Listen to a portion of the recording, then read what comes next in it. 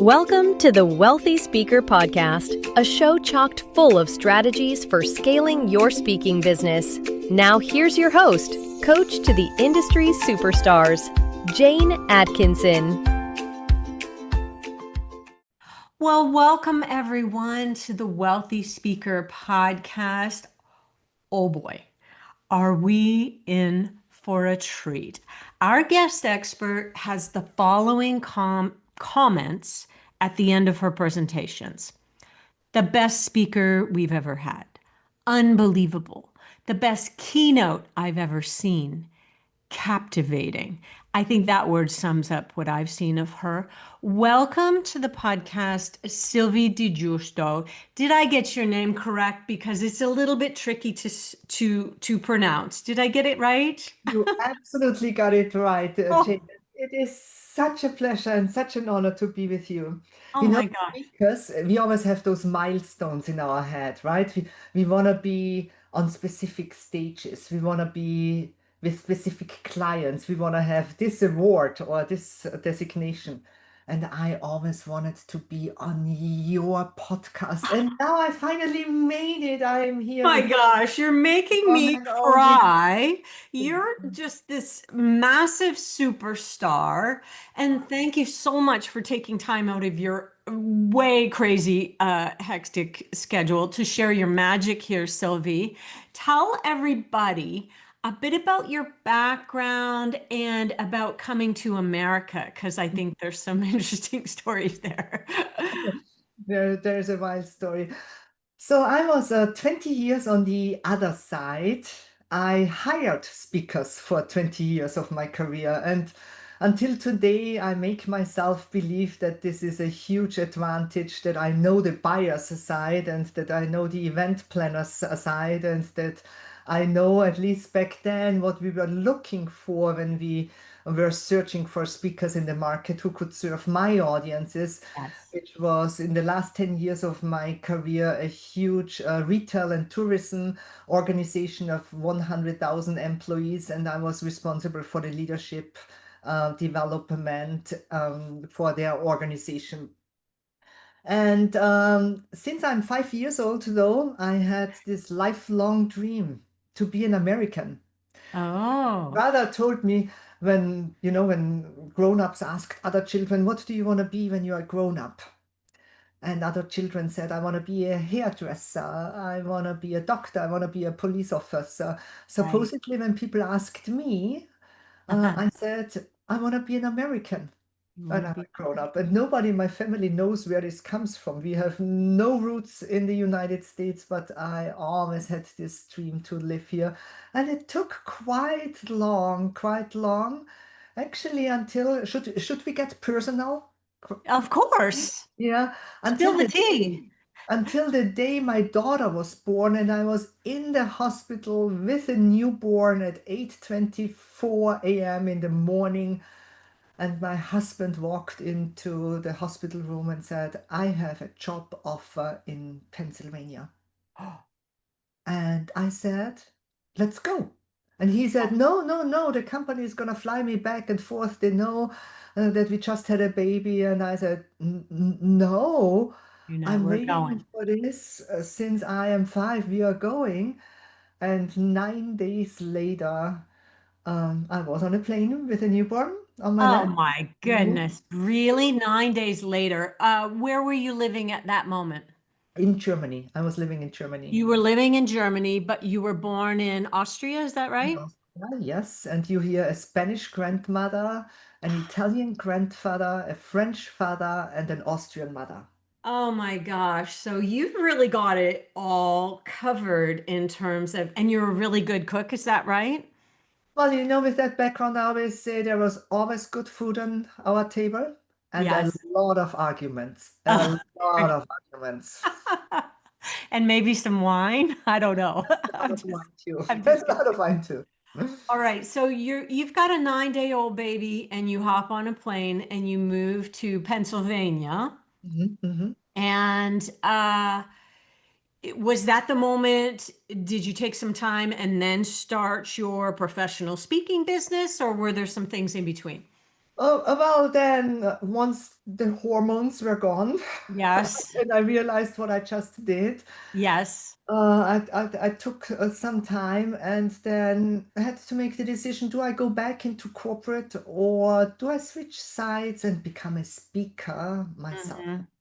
So you had been hiring speakers at probably the highest price points. I'm thinking a company of that magnitude with that many Mhm. employees, you're probably have some pretty hefty budgets and you've seen the best of the best already. So I Where were thought, you how bringing the hard can it speakers into? Was it be? Germany that you were bringing the speakers into or all over the Most of world? them were German, a few international, but very much the European market. And so I thought, Mhm. how hard can it be to become a speaker? How hard can it be? Okay. And obviously focused on all the things that we believe are so important. Yes. I instantly had a logo. That was my first thing. Sorry, say that again. I instantly made a logo A logo. Okay. Yes, yes, because I yes. thought that's all I need. Okay. Now I'm in business. Now I'm in business. And I bought a URL, Yes. Success Development Group. Okay. And you were If you off. didn't notice instantly, those are also my initials, SD. Oh, nice. Nobody else noticed either, and nobody else cared about my logo, and my name didn't say anything about what I'm actually speaking about. But Right. those are the ideas we have at the beginning. And for the next 2 years, my telephone was silent. My Yes. inbox was crickets, and I wish somebody back then would have said to me, why don't you listen in to Jane Atkinson's podcast? Because she will slap you gently left and right and Oh, tell you that you have to become an expert, that you have to become known for a specific topic, for a specific niche, for something you stand for something that makes you recommendable.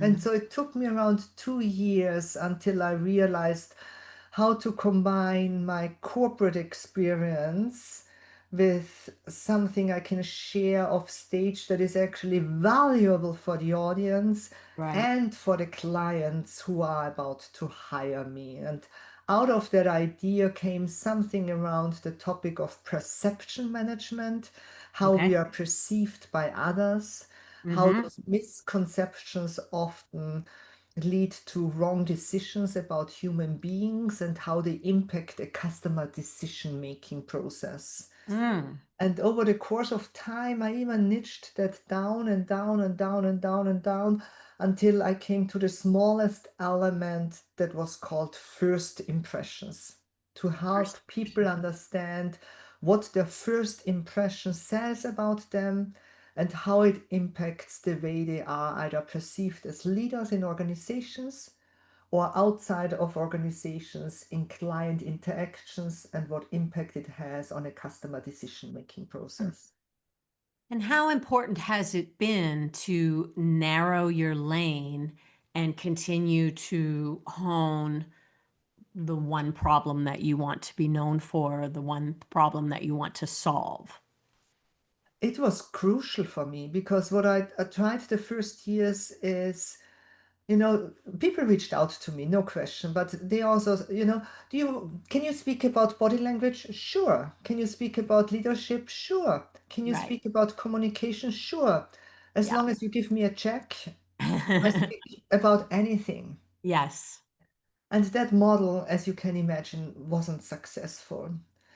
But I niched down and I became known in the market as the one person who is the expert and later possibly the thought leader in that area.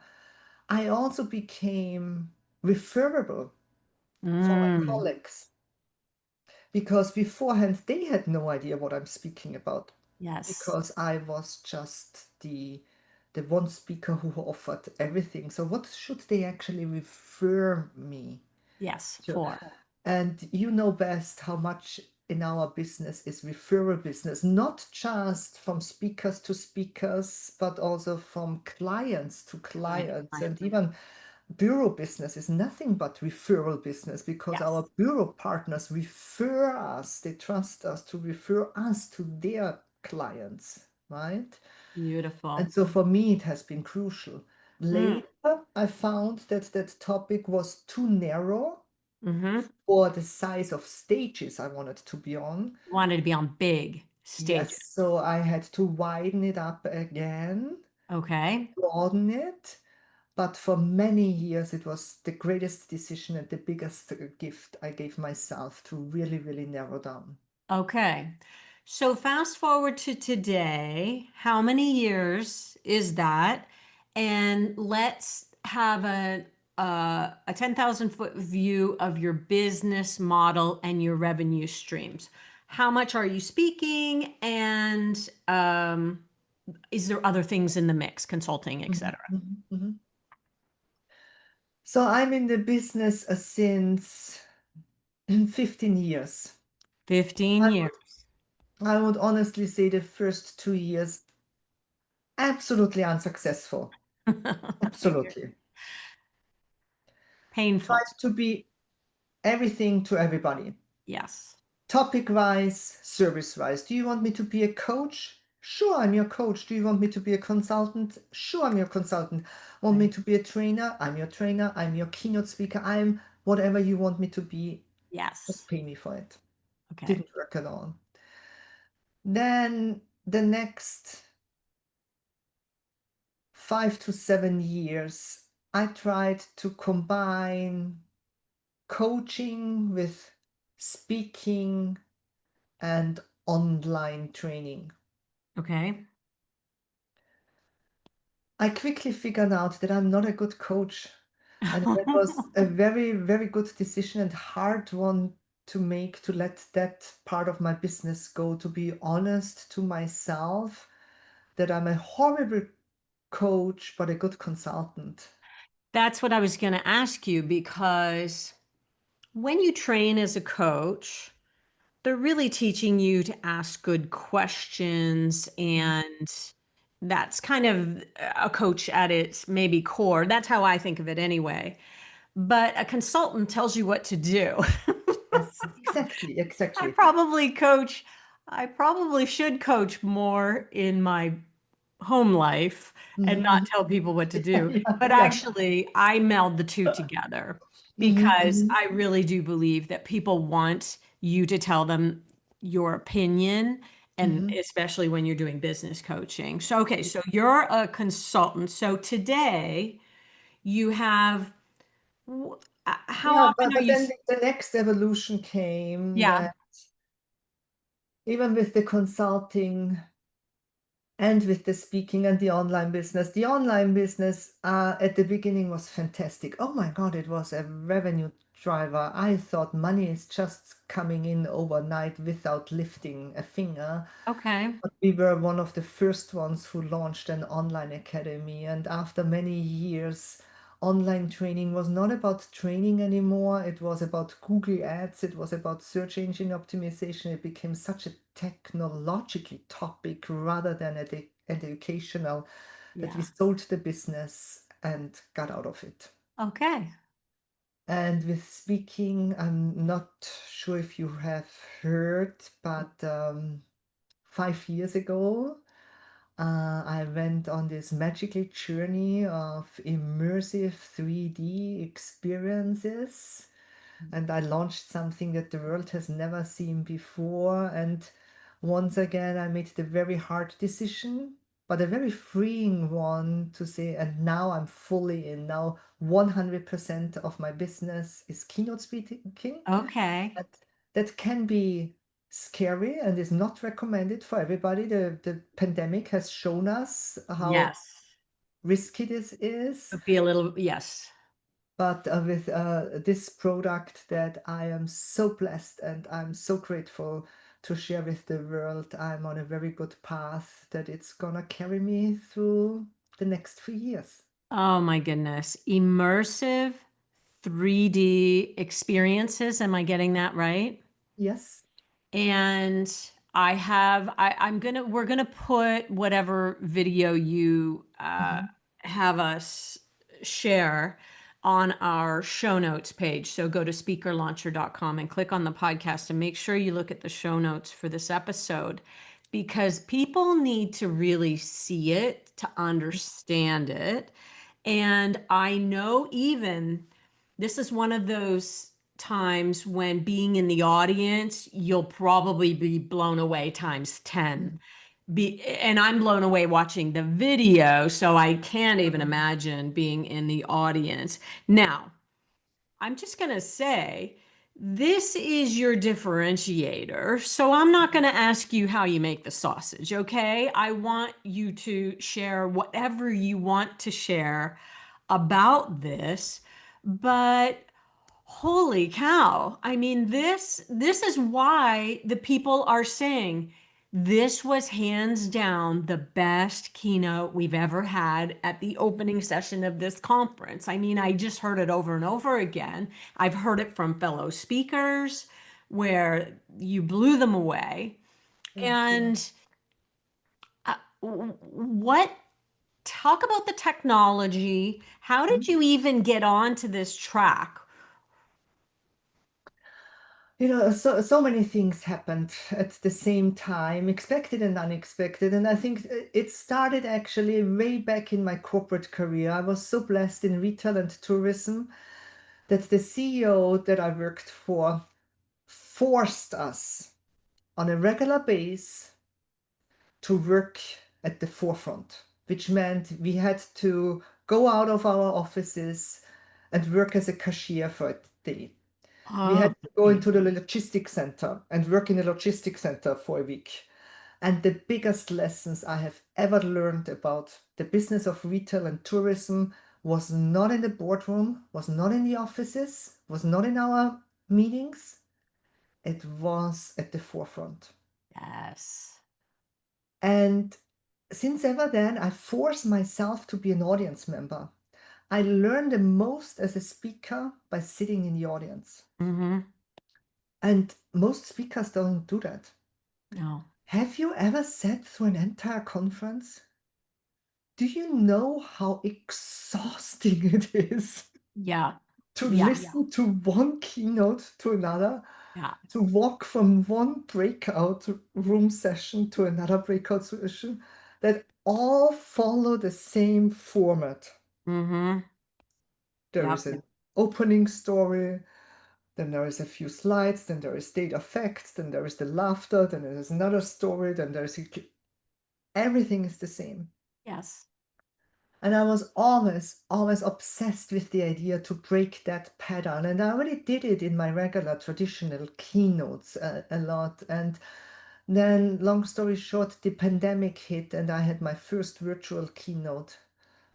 And it was not a Zoom meeting, it was a keynote. There was a camera, a black hole. I looked into it. I didn't know if there were other people on the side. I didn't hear an applause. I didn't hear them laugh. I didn't hear a chair move. I didn't even know, are we done? Is it over? Can I leave? And I started crying, Jane. I Oh, started crying and thought, this is the end of my career. If that yeah. is my future, I'm gonna give up today. And I Yes. called my very great friend Sarah Michelle, Mm-hmm. and she said to me, wait a moment, if that is not your future, then create your own one. Okay. And while my fellow speakers were all, pumping up the offices with switchers and microphones and lights, and till today, I barely know how to use Zoom. Yes. I went a total different direction because I truly believe if everybody looks to the left, Look to the right. true innovation might wait for you on the right. And I looked, Mm. what will happen when we all come back? Because at one point we're going to be back in Mm-hmm. rooms. And I started to investigate holographic presentations, but I was disappointed because they are flat, they are always two-dimensional. Mm-hmm. And then I thought this is nothing but a fancier PowerPoint presentation. And then Yes. I was at the doctor and I had a scan of my organs. And I saw my organs on the screen, three-dimensional, and he turned them around. Ooh, that's I thought, fascinating. I asked him, how is that technology called? And he said, medical imaging. And so I researched medical imaging and the technology behind it. And so step by step, I used the pandemic, the time I had available to research the entire technology, put teams together, develop the technology, find out the logistics, how I can make this easy for my clients, because I don't want to put the burden of technology on them. I want to come Right. in with everything ready as Right. possible. And then I thought I'm ready until I stood the first time in this totally new environment. And it was like Toastmasters 101, because what I didn't realize is I don't see the audience. For me, Ah, everything is pitch black and I don't see my animations. And that was a new skill I had to develop. And for me, everything is reversed. yes. So if you see me on stage and you think I swipe something from the right to the left, I had to learn to swipe it from the left to the Oh right. my goodness, what a learning curve. Mm. So just give somebody I'll give my perception of it. Yeah. You're standing on stage and then there's a 3D visual going on all around you. Mm-hmm. You might move your arm and that might move the visual. I Mm-hmm. mean, it is incredible. And I Thank you. know I'm not doing it justice by describing it that way. It's like a moving 3D hologram mashup. Yes. So Uh, rather than talking with you about the brain and which parts of the brain are engaged when customers make a decision about you, I put a brain, a three-dimensional brain onto the stage and yeah. walk into it and move it Yes. around and show you. Okay, so what you're seeing is not the brain though, right? You're No, looking at black. You black. can't see the audience because No. there's lights on you, or how Mm, does this is incredible. mm. And you know, I have developed, there is a side effect that I so treasure that I did not realize coming. I was very afraid of that supposed audience connection that we have that I'm going to Right. lose. Yes. Where in theory I thought, oh my God, I'm not going to see them. I'm not going to see them nodding. I'm not going Right. to see them laughing. I'm not going to see them looking at me. It was It's not such a, unlike that first Zoom call at the Mhm. beginning It of was the same. COVID. But my senses have changed. Interesting. I have never been more connected with my audiences than since I'm in the darkness on stage. Oh, It's just them and me. I can hear them. I can feel them like I have never felt them before. oh, that's so interesting. So everything is heightened, like as if you were a seeing impaired person. Yes, yes. Isn't it interesting that this thing that you thought you hated at the beginning of COVID Became the greatest gift. became the greatest gift? Oh my goodness. This is giving me goosebumps. It's Wow. so cool. So I'm going to assume you have some sort of proprietary technology. Like how do you prepare the clients for this? They kind of know what they're getting because they've seen it on video, but they Mhm. don't know the logistics and the back end of it. What do you have to Oh, you know, first of all, I am so blessed that I work with the greatest, really, the world's greatest speaking management company. Yes, and let's give a shout out to CMI Speakers and Karen Harris, who, by Karen. the way, I have known for over 3 decades, who is one of my favorite people in the industry.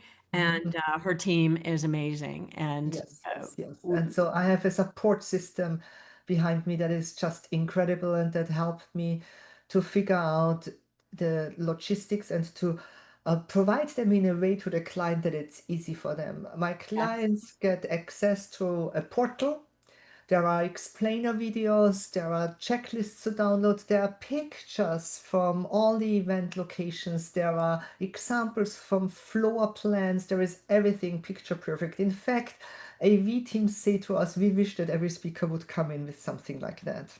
Oh, Secondly, I, on my own costs, by the way, not putting on the client, I travel with a tech liaison. I bring somebody with me yeah, that because I sounds never want wise. the tech to be a problem. Yeah. And And I your want, person is probably just you have your rhythm down and everything yes, is perfect. yes, yes. And I trust him like no one else so that I can focus on my performance. And also, the clients certainly hire me because of the experience, Mm-hmm. but they don't pay me for the technology. Right. Which And I don't want I'm to do. hoping your fee is pretty hefty though. I'm thinking it is. I am with Karen Harris. I repeat Yes. it. I'm with Karen Harris. She's doing a great job Yes. and never undersells the value that we bring to the table Yes. together as a team. And so um, it's a very specific type of client that looks out for an experience like this. And the Mhm. biggest gift and my greatest joy is that it's not just a keynote, it truly has become an experience because I now bring my clients into the 3D world, Yes. which means I start out with my keynote, usually as the opener or as the closer. Okay. And while we embed my keynote into the conference theme, at one point they join me on stage and I customize the animations for them. And Oh, we had CEOs in that 3D environment then welcoming the audience and opening it. We had them, thanking the sponsors, thanking the team, or introducing the conference theme. I even just had, oh, it was wonderful. After my presentation, we let the room dark. And originally, it was meant to be the CFO to give his financial address before me. And I thought, no, that's not the spot you want to be in after the CFO, running all the numbers. So I yeah. asked him, how would you feel about doing your presentation in my environment? And I Oh my created gosh. all the animations for him, and he got a standing ovation. Oh I mean, my how often gosh. does a CFO get a standing ovation for a financial report, right? So it That becomes is, rather, and it's embedded into the DNA of the event. And yes. I think that's where the future of events is, that the times where we just check boxes, keynote, breakout, next keynote might be gone. So, I mean, you're making everybody look good. You look good, and everybody looks good. The people who hired you look smart. That you're probably giving major props to the executive suite, the sponsors. You're making everybody look good. And I love this idea of, well, what's coming before and what's coming later, and let's do something fun with that. Oh, what a gift you are to our industry. I have a feeling people's minds are kind of blown by this. Yeah. Speaking is never about the speaker. It's always about the audience, and Mm, it's always about the client. yeah. I truly believe that. I think it's easy for a professional speaker who gets ovation after ovation to start to get a little bit in their head about that Mhm. and have a little bit of ego about it. Um, and I think that the best of the best remember that it's really not about you at all. It's not about us. And I always say, I don't get paid for those 45 minutes on stage. Mm-hmm. Please don't tell Karen. You can't put that on the internet. I would probably do that for free. I won't tell her. Yeah.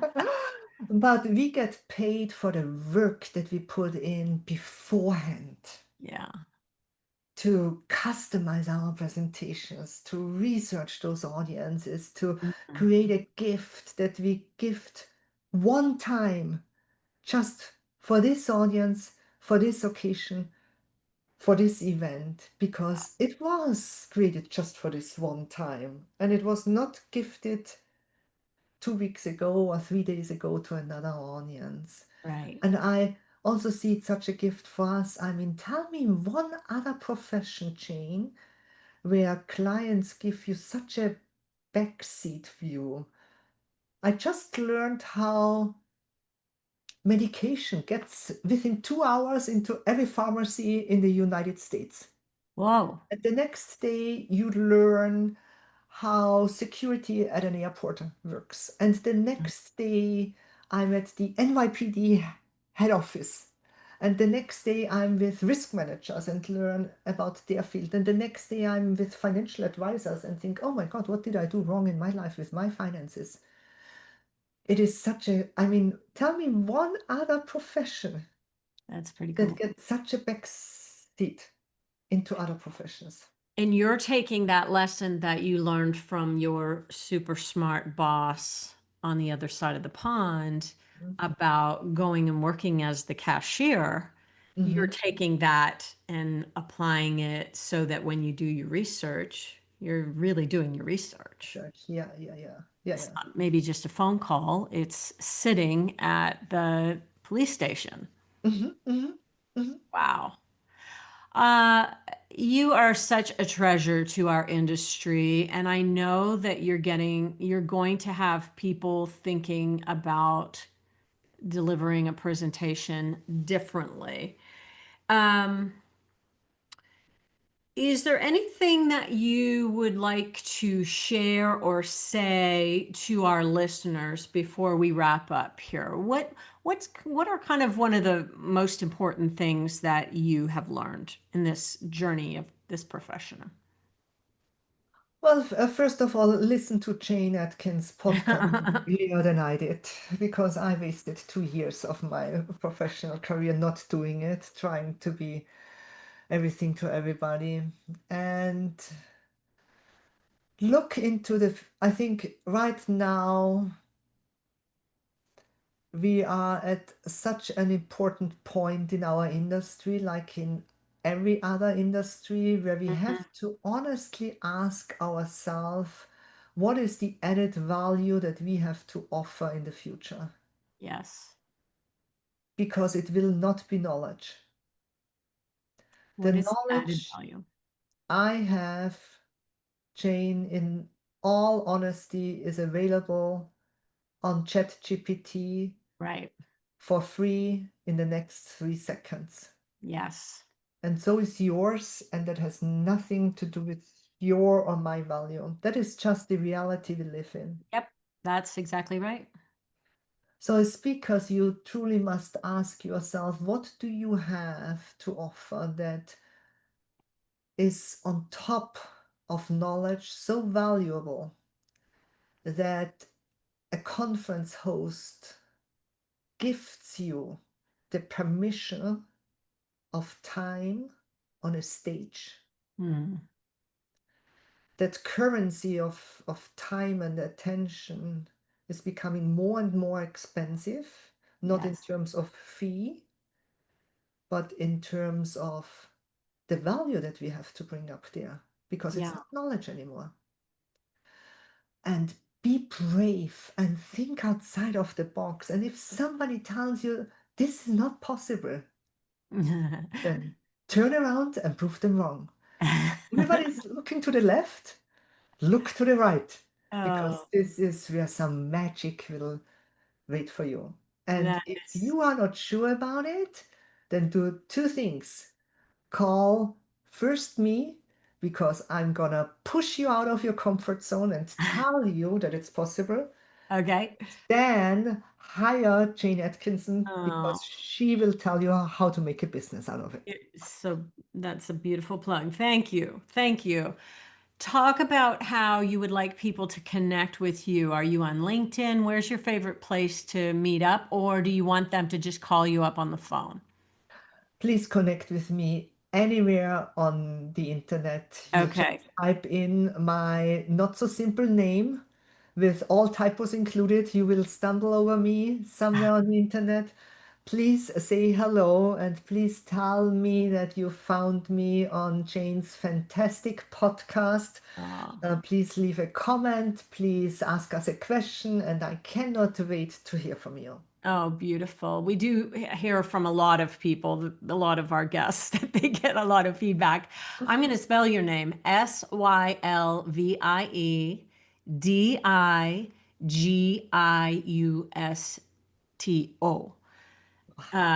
So let's make sure that we get that correct. And again, go to the show notes so that you can see Sylvie in action, because I think without a visual on this, you're probably not entirely sure what the heck we've been talking about for the past half hour. I appreciate you so much coming on the show and sharing your wisdom. I do have one final question. Mhm, Let's say our listeners are not kind of where you are. mhm. Uh, what might they do to up their game in technology that maybe isn't immersive 3D experience? Like, what do you have any advice for people who want to just like, and maybe it's just breaking out of their comfort zone in some way, shape, or form. I'm not Mhm, sure. mhm. You know, I actually don't think that it has to be technology. Technology is not the answer for everything. I chose technology Okay, you chose technology. because underneath that fancy clothing, I'm hiding a nerd. I love it. If that is not you, don't do that. I always, the greatest keynote of all times in my world is Mark Sharon Brock, Oh, I Hall of Fame adore speaker him. Mark Sharon. Yes. Every year on January 1st, I watch one of his keynotes to set me up for the new year. So by now, it was a keynote from 2015. I must have seen it not just on January 1st, probably 20 times. Every single time, I learn Yes. something new. It's like a movie you watch again and again, and there's still a Yeah. surprise for you waiting. And he has nothing but a hand microphone. Yes. There is no technology, and he's a master on the stage. Don't make it about the technology. Don't think Okay. that the future is only in technology. Okay. That's a really good point, and I'm glad that you brought it up. And I may even change the title of this podcast because maybe I was going down the wrong path here. So thank you for that. I think you have to have the ability to change the temperature in the room without touching the thermostat. Mm, And some do that with technology, and some do it with a hand microphone. beautiful. Sylvie, you did not Mm. disappoint. I And am I'm so so honored. I'm I'm so so thrilled honored. to get to know you more. And I've seen you going out in your gorgeous boat in Florida. I'm so happy for you that you're living the dream that you had since you were 5 years old. Congratulations on all of your success. Congratulations on hooking up with Karen, who is just a doll. And I can't wait to cross paths with you again in the future. Thank you for being here.